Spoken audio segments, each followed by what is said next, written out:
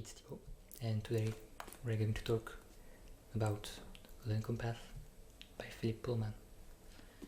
I've been meaning to read this one for about 2 years now, after I saw it in a bookshop in London, and I don't really remember which title it was, but it was a Philip Pullman book, perhaps a re-edition of this one, or one of the books from his new series. I don't really remember, because at the time I was not really keeping a lot of lists or using Goodreads that much, so I don't really remember why exactly I had this in mind.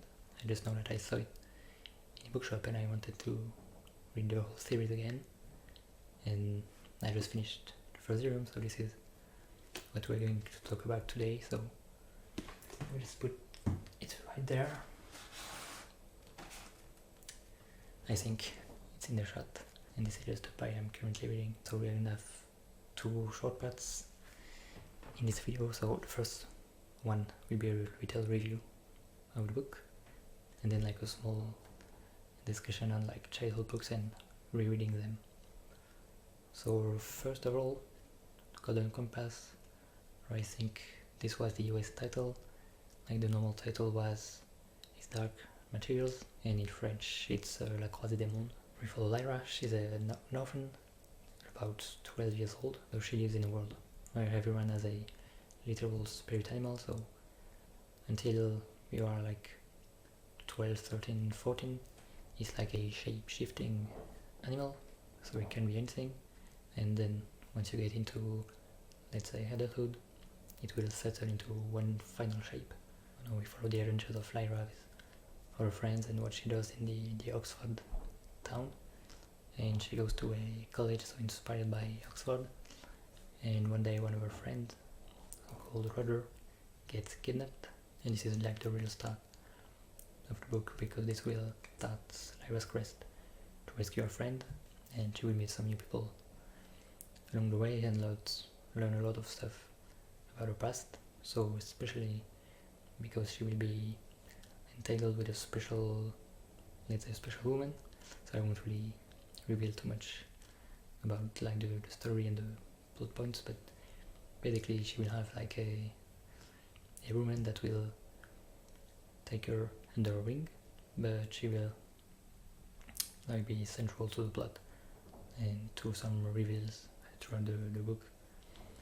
And Lyra will travel, so you can guess from the cover that some bears will be involved in some cold weather. So okay, all in all, it's quite a classic story, and I don't think in the story like blushes against modern YA. So we had like an original strong female protagonist, and bear in mind that this was written in the late 90s, so way before all the YA like Hunger Games and stuff.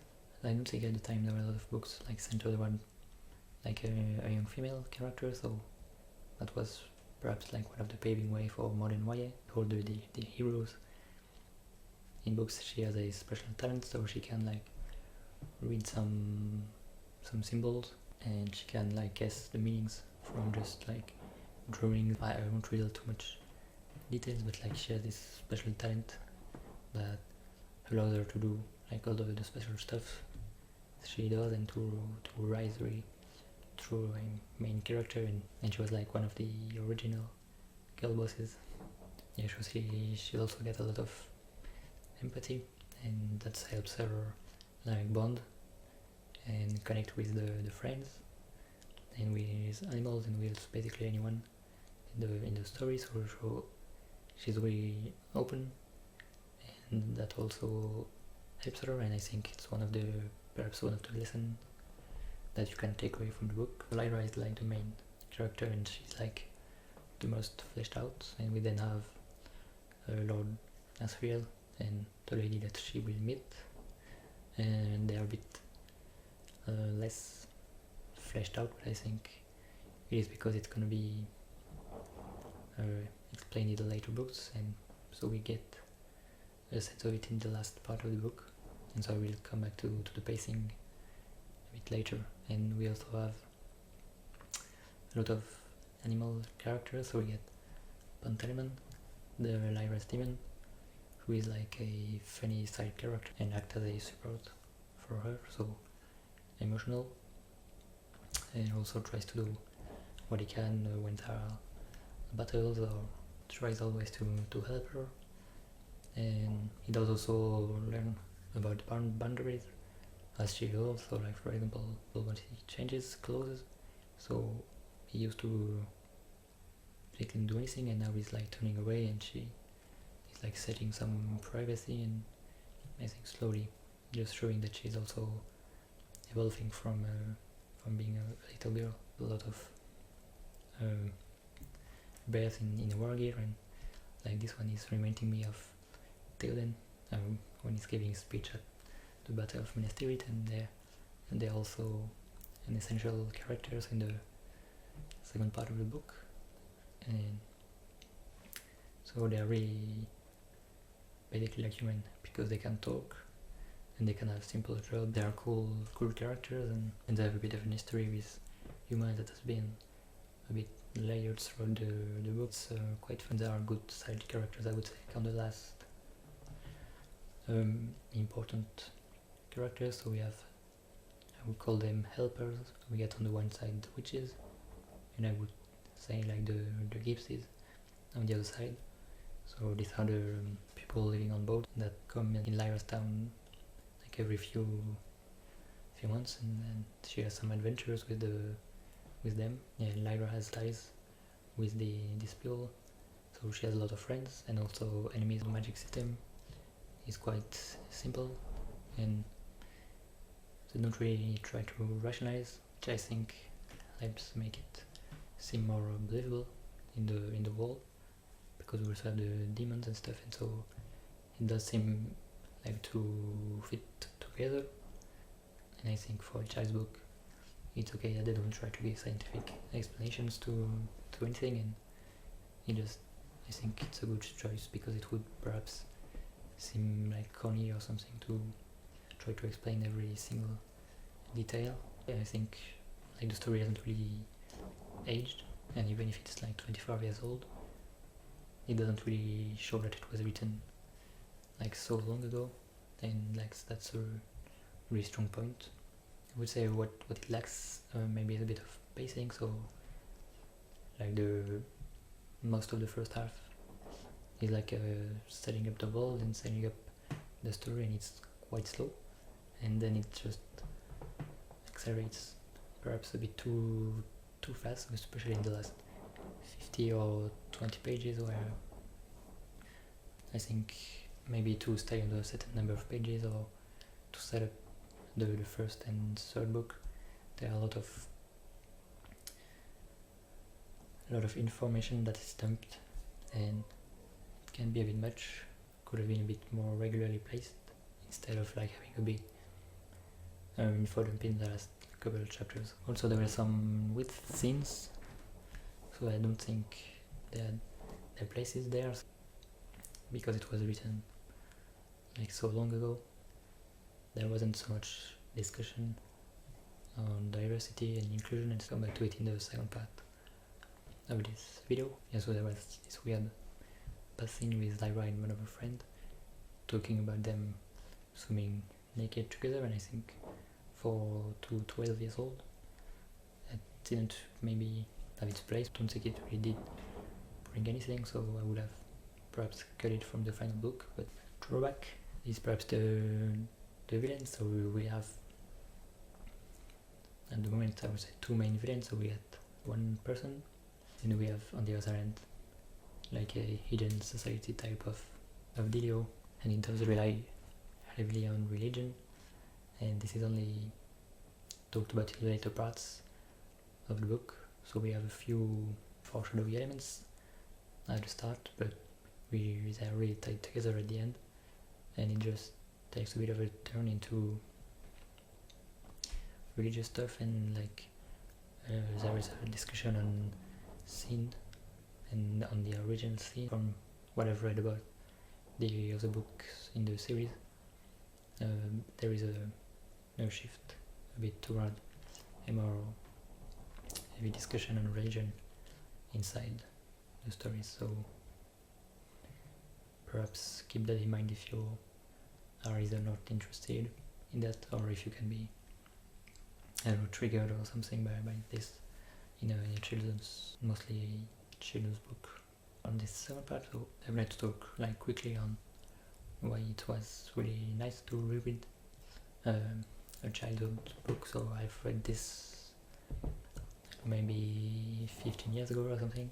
I don't really remember, but it was really nice to read again some of my older old books. I was a bit scared at first to find it too easy or too childish, but I think this could pass as a YA or like today, like no problem, and it doesn't really show that it's aged in any way, so that's really good. And I think I would put it in the same category perhaps as Narnia and all the like timeless classics that don't really age. They are good like comfort reads, and they do bring back some memories of early reading and like how we fell in love with reading. I mean, reading all the books, like all these series that I've read as a kid, so I have like almost distinct memories for not for every book, but for almost every series. I do have like very distinct memories of reading them, and I will still remember them even though I completely forgot what was inside like the cover.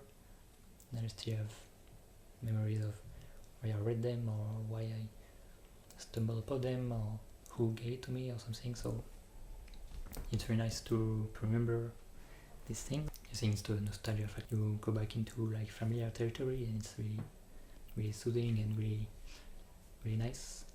Yeah, on the other hand, it can be a bit disappointing when you go back to some stuff that you liked as a kid and either aged really badly or you don't really get it anymore because you're not in the right mindset, or you're just maybe too grown up to like understand and maybe connect with the characters, because it can be hard when you are like, I don't know, in the 20 to 30 range, like to connect with a 12-year-old. I do tend to be a bit afraid to reread like older books because I feel that perhaps I won't be able to connect with it anymore and it will just be a bad experience, and I don't want to tarnish the good memories that I had from back then with like a bad reading experience now. So some of the stuff I know I won't touch, and perhaps it's sad, but it's also like a bit of a way to protect like the nice childhood memories and moments. Tell me like what you think, or if you have some tips on that. But yeah, that's one fear I had going into this one, and for now it's really good. Yeah, it was also back then a lot of what I would say is first degree fun, so harmless fun and no real discussion, or at least we wouldn't grasp it when we were a kid. And now reading this as adults, you do like see a bit more beyond just what was written. You are able to get like, or perhaps this is talking about religion more than I remembered, and it was more a heavy critic than what I had in mind or remembered. Can also, I guess, read these books with a different approach. When you grow up, I wrote down like this was first degree fun, harmless fun, and with like pure escapism. And one of the drawbacks is that because it's really easy to identify as a character, because back then it was almost always the same, and it didn't have like the inclusion that we have today in the books, with like different characters in every spectrum that we can see now, and that's really great to see. And back then I don't think there was many series centered on like mentally challenged people or any of the big issues that we have currently.